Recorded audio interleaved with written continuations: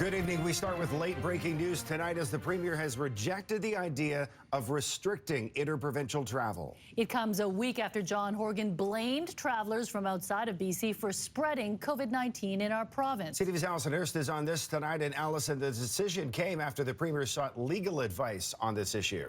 Yes, and right after hearing concerns about people bringing the virus to BC. But Premier John Horgan says, in part, the review of our legal options made it clear we can't prevent people from traveling to British Columbia. We can impose restrictions on people traveling for non-essential purposes if they are causing harm to the health and safety of British Columbians. So this might be a tough pill to swallow for those we spoke with wanting to see tougher non-essential travel rules in place. Each traveler presents a new and dire concern. Could they bring a COVID variant? 100% of all variants in Canada basically came in through international travel over the last few weeks. BC has cases of both the UK and South African variants. One is a person with no travel history or link to a traveler.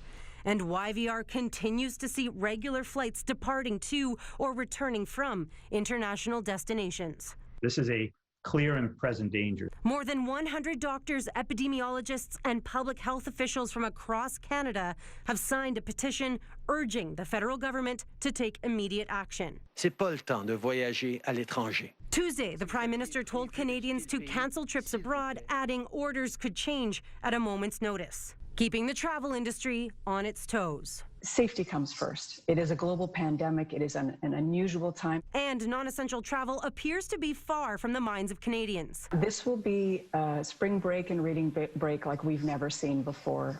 It is very low. We're not seeing any significant bookings at this time. A large deterrent is current restrictions, but this group wants them to go further, suggesting vaccinations for essential workers crossing the border like truckers, tougher quarantine rules, multiple tests after arriving, and banning flights to holiday destinations. If we do those four things, we can make the border almost impervious to these new variants. If we don't, they will come into the country and they will overwhelm our system. And potentially unravel 10 months of restrictions followed during this pandemic.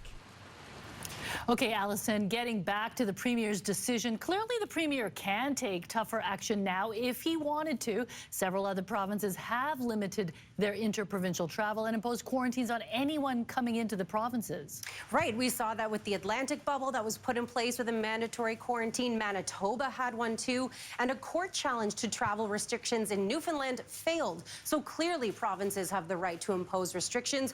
Horgan did say if transmission increases due to interprovincial travel, rules may tighten, but for the experts we spoke to, limits to non-essential travel need to happen now. Mijang, Scott?